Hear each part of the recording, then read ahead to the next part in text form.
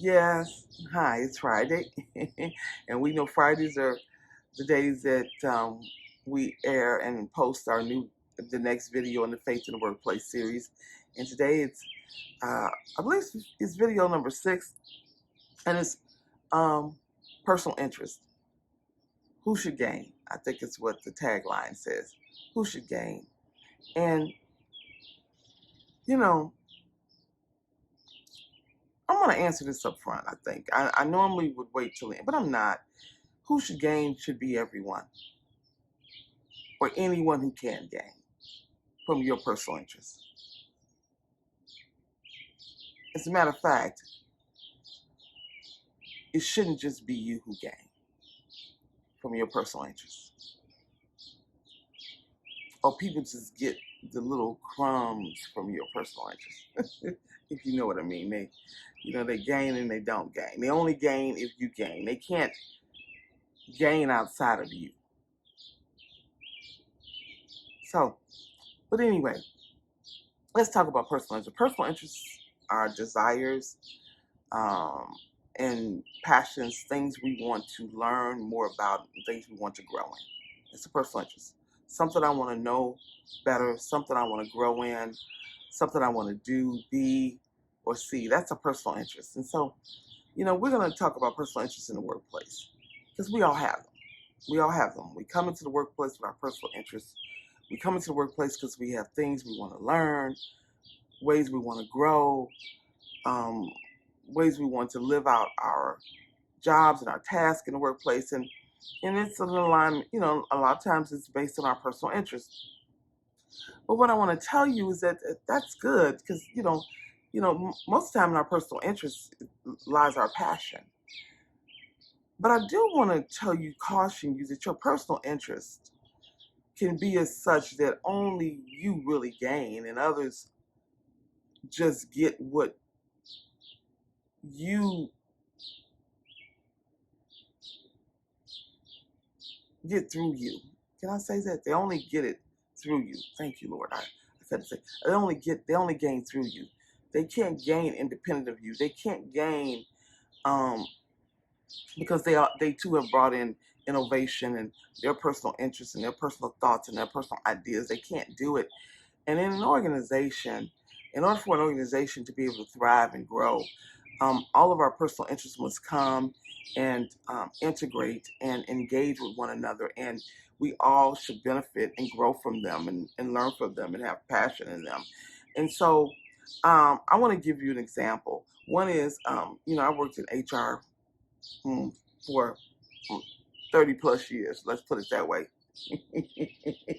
And one year I had to coach employees on writing goals for the organization. And I was reviewing a goal with an employee who had written a goal, which was a good goal.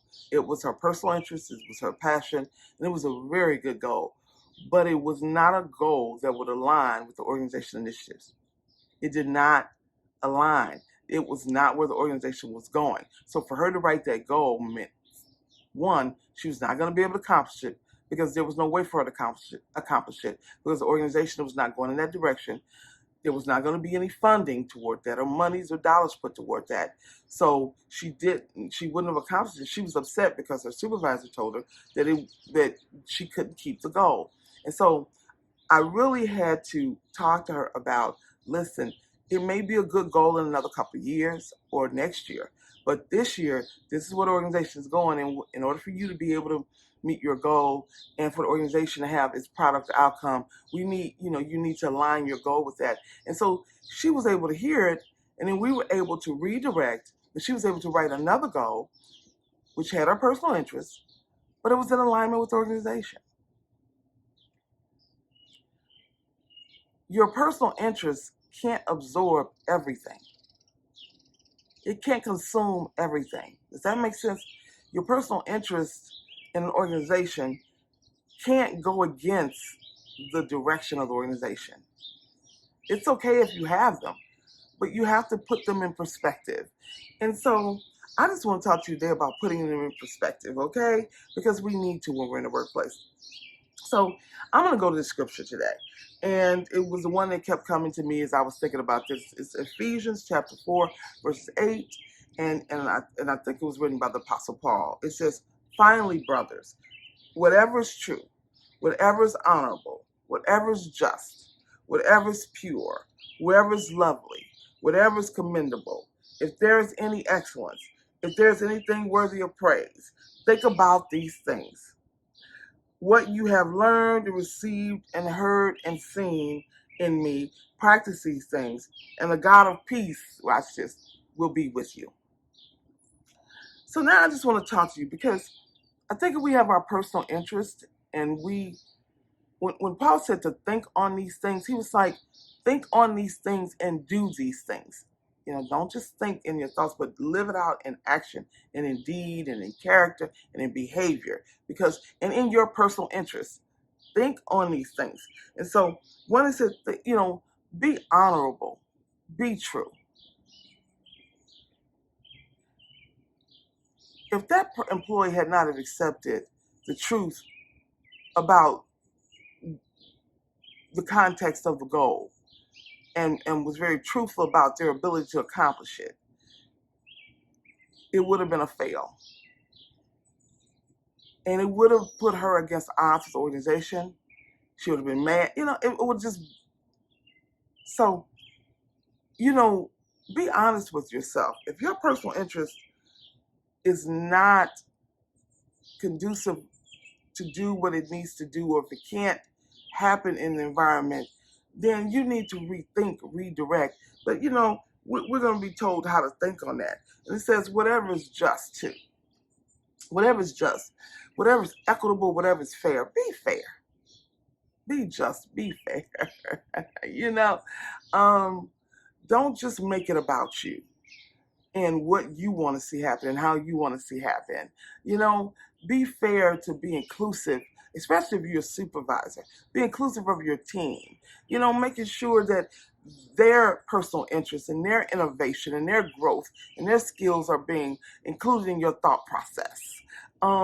And you're behaving your actions. And if you're a staff person, or an employee, or, be frontline person, make sure that what your goal is going to accomplish is going to benefit your team, your supervising organization. It can't just benefit you or make you feel good. It's a good goal. It's a feel-good goal, because that person's goal that I'm talking about, it was a feel-good goal. It was a good goal, but it just was not. It was her personal interest. It was not going to achieve the organization's initiative or mission at that time. It also says, whatever is pure, whatever is holy, whatever is good, whatever is friendly. That's really what that means. Whatever is kind. Be kind in your personal interest. Okay, come on, somebody better.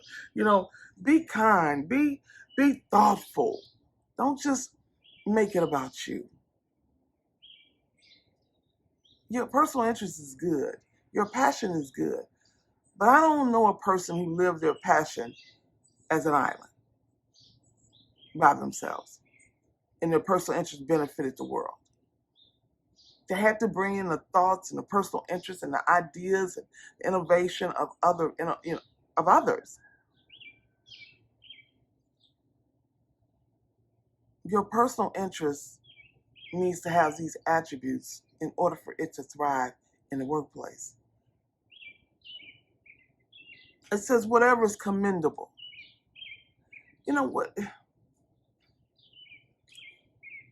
When your personal interest is on the table and someone else comes in with a new idea and a personal interest and it really fits better and it's going to be a better investment for the organization, for you, for your team, you need to redirect. You need to be able to redirect.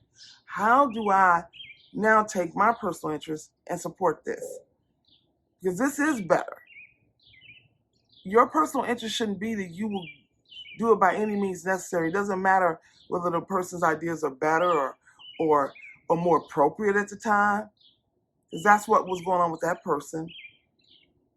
The goal that we eventually wrote for her was more appropriate at the time. it was more beneficial. And it says on anything that's excellence. If there's any excellence, keep that before your mind. And it's being able to identify excellence in yourself, in others, especially in others, and being complimentary about that. Not worrying about whether or not their excellence is going to, overthrow yours or outshine yours. Excellence from all of us is important in the workplace. So your personal interests are good, where you want to learn, how you want to grow. It's good. But it should not consume everything. It should not take over everything in the workplace, in your department, in your organization, because this is what you want to see happen. This is what you want to do. I want to finally close with this. 1 Corinthians chapter 13:11 says, when I was a child, I spoke and thought and reasoned as a child. But when I grew up, I put away childish things.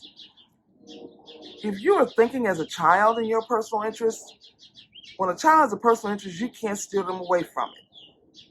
You can try to talk to them, if you could try to reason with them, but they, I want it. I don't care what you think. I don't care who it hurts. I don't care who it offends. I don't care if you like it. I want it, and I'm going to cry. I'm going to throw a tantrum. I'm going to do everything I can to get what I want. And so until you give me what I want, I won't stop. But it shuts down everything. So if you're in a restaurant and a child does that, it's disruptive.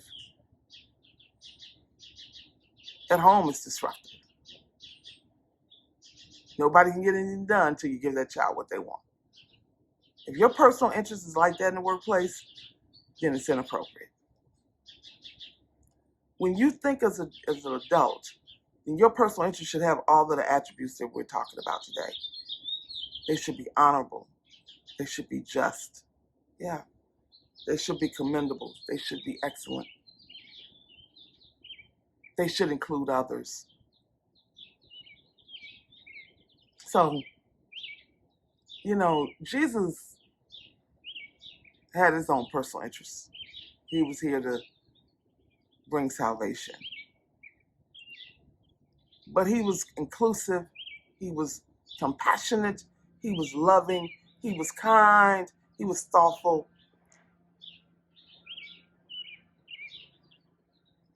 And as Paul said, do what I've told you.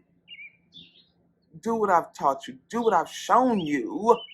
And I know sometimes, we want people to do what we say and not what we do. I'm going to tell you, if you're going to be a leader or going to have impact in the workplace, you're going to have to show people. So I pray that the next time you have your personal interests on the table, you'll think on those things. Much love, Keita.